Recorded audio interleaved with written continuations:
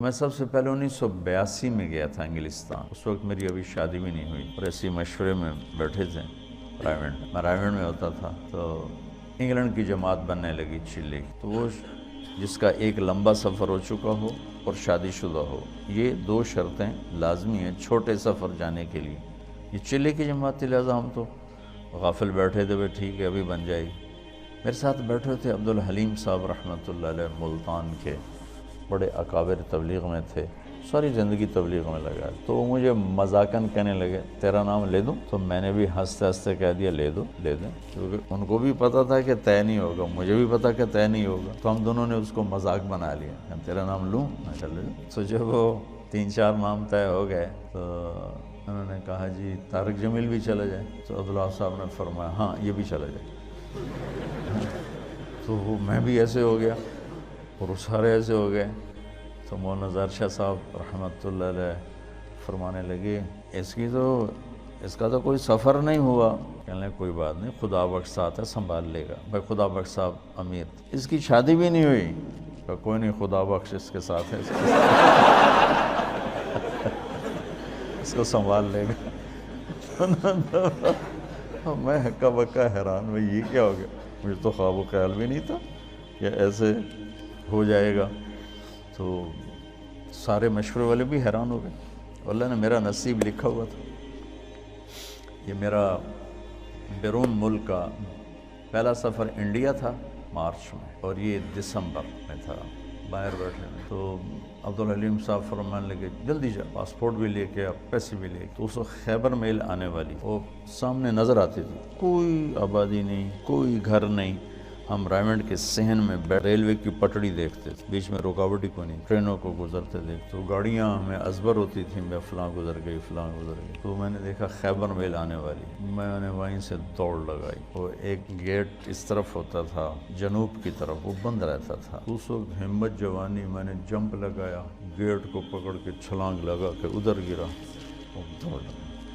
ادھر میں نے دوڑ لگائی، ادھر خیبر میل آنا شروع ہو. میں گلے مارا گیا، نہیں پکڑ سکتا. خیر بھاگتے بھاگتے بھاگتے خیبر میل حرکت میں آ گئی اور میں نے آخری ڈبے کا جا کے ڈنڈا پکڑا، میں اس پہ سوار ہو گیا. خرچہ پتہ کتنا تھا اس وقت؟ 10,000. انگلینڈ کا جانے کا 8,000 کا ٹکٹ تھا اور 2,000 اوپر خرچہ ہونا. 4 روپے کا ڈالر تھا، 19 روپے کا پاؤنڈ تھا. تو میں گھر گیا، پاسپورٹ لیا، پیسے لیے، شام کو کسی گاڑی سے پھر میں رات ٹھہرنا پڑا چونکہ خیبر میل شام کو پہنچتی ہوں.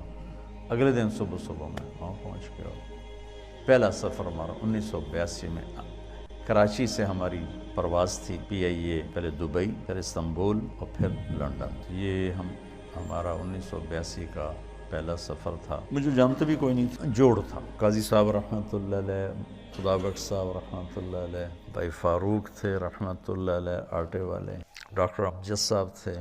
اور یہاں سے میں جماعت ساری کراچی سے تھی، صرف پنجاب سے میرا نام اس میں آیا تھا. عبدالستار کتھوریا صاحب تھے، سب اللہ کو پیارے ہو گئے، بس ایک ڈاکٹر امجد صاحب نہیں گئے. تو پہلی دفعہ ٹھنڈ میں گئے، نہ اتنی ٹھنڈ کبھی دیکھی تھی. جو ہی باہر نکلے تو لگا سارا خون ہی جم گیا ہے. لندن مرکز چھوٹا سا پرانا سا، بدبو آئے اس میں. وہاں ہماری جماعت ٹھہری. 2 دن کے بعد ہم ڈیوزبری گئے تو جوڑ تھا. یہ جتنے آپ بیٹھے ہو نا، بس اتنا مجمع تھا پورے ڈیوز انگلینڈ کے اجتماع کا، اتنا مجمع جتنا آپ بیٹھے. اور اس میں بھی کوئی چل پڑا ہے، کوئی آ رہا ہے، کوئی جا رہا ہے. تو میرا تو تعارف نہیں تھا، تو اس لیے مجھے تو خیال نہیں تھا کہ میرا کوئی بیان ہوگا. ہاں عربی میری بہت اعلیٰ تھی اس وقت، تو ترجمانوں نے مجھے جاتی لگا دیا بیان کا ترجمہ. تو میں بھی اپنا لگ گیا ترجمے میں. قاضی صاحب رحمۃ اللہ علیہ وہ شفقت فرمایا کر، انہوں نے اگلے دن کہا کہ اس کا بھی تو کوئی بیان کرو. پھر وہ انہوں نے طے کر دیا میرا ایک مختصر سا بیان.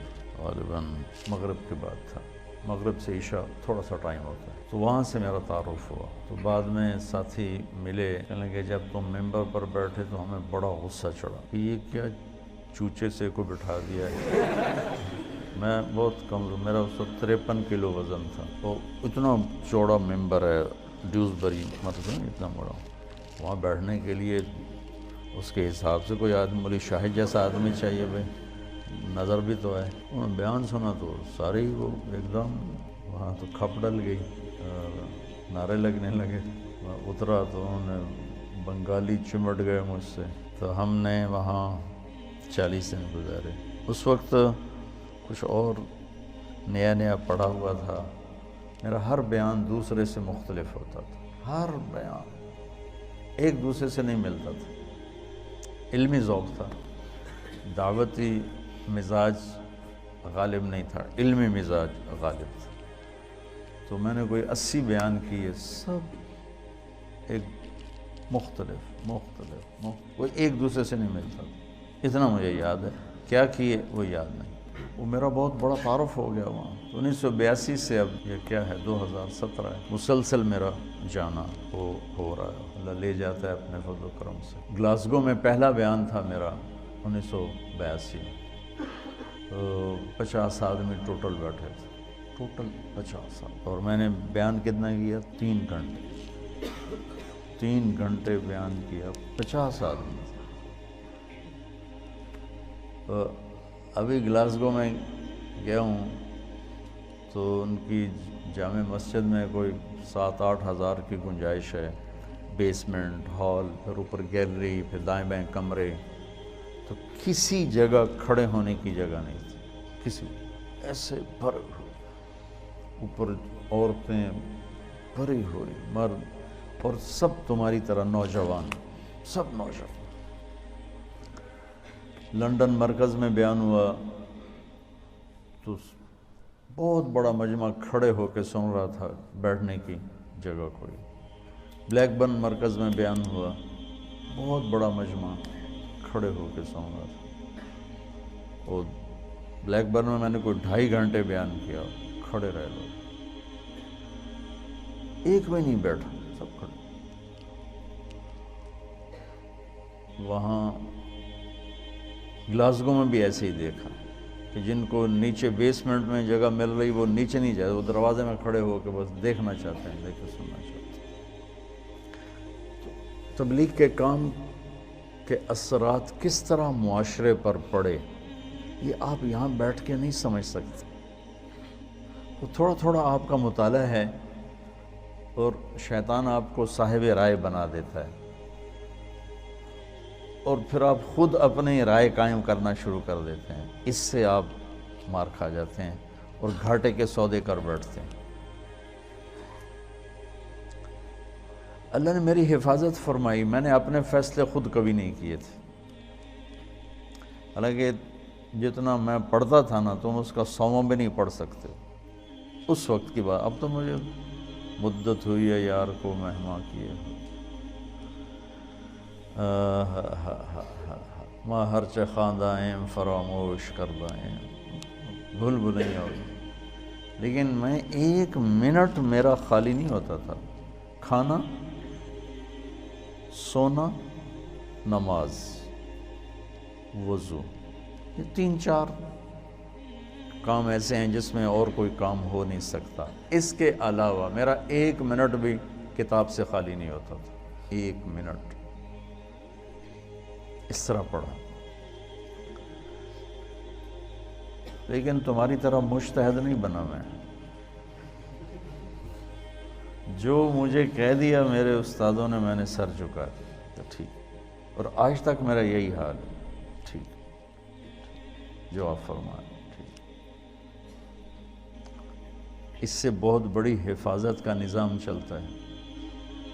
وَلُزُومَ جَمَاعَةِ الْمُسْلِمِينَ فَإِنَّ دَعْوَتَهُمْ تُحِيطُ مِنْ وَرَائِهِمْ 3 لا يغل عليه قلب المؤمن: اخلاص العمل للہ، والمناصحة لولاة الأمور، ولزوم جماعة المسلمین فإن دعوتهم تحیط من ورائهم۔ اجتماعی نظام کے ساتھ کٹھے چلنے سے ان کی دعائیں تمہیں اپنے گھیرے میں لے لیتی ہیں، اور تم غلط فیصلوں سے بچ جاتے ہو، غلط چلنے سے بچ جاتے ہو۔ تو جو میں دیکھ کے آتا ہوں وہ آپ کو بتانے کی کوشش کرتا ہوں، تاکہ آپ اندر سے تبلیغ کے کام میں لگیں، تمہاری ترجیحات میں تبلیغ۔ واللہ واللہ واللہ مدرسوں کی اب ضرورت کوئی نہیں ہے، جتنے ہیں بہت کافی۔ یہ کیوں بنائے ہیں؟ جس رخ سے میں سوچ رہا ہوں اس لحاظ سے اتنا قحط ہے کہ اندھیرا چھایا ہوا ہے، کہ ایسی نسل علماء کی جو ایک ریڑھی والے کے بھی پاؤں پکڑ کے اسے اللہ کی ماننے کے لیے تیار کریں، یہ مجمع کوئی نہیں۔ جنہیں گرے سے گرے پڑے تک کو بھی اللہ کی بات پہنچانے میں آر محسوس نہ ہو، یہ کوئی نہیں۔ میں چاہتا ہوں تم ایسے بن جاؤ، تمہارا فائدہ ہو۔